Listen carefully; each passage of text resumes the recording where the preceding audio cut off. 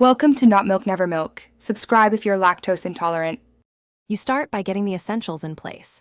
Update your iPhone and confirm the TV supports AirPlay or attach a Lightning to HDMI adapter. Once done, make sure both devices are on the same Wi-Fi network. 5 GHz is faster and reduces lag.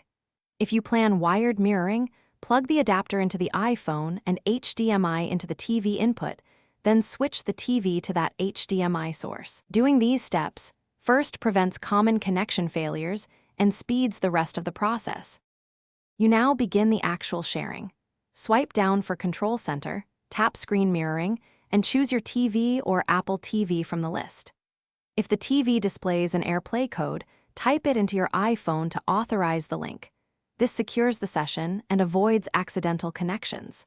For a wired connection, verify the iPhone screen appears on the TV and use the TV picture settings to crop or fit the image. Make sure background apps aren't taxing the iPhone's processor to keep streaming smooth.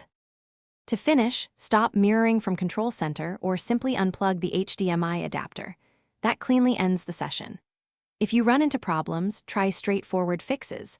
Restart Wi-Fi on both devices, toggle Bluetooth, or reboot the iPhone and TV. Often that clears handshake errors. If lag or dropouts persist, move closer to the router, inspect router OS settings, or swap the HDMI cable or Lightning adapter. These steps resolve most issues and get you back to a steady mirrored display. Thanks for watching. If this was helpful, leave a like and consider subscribing. See you next time.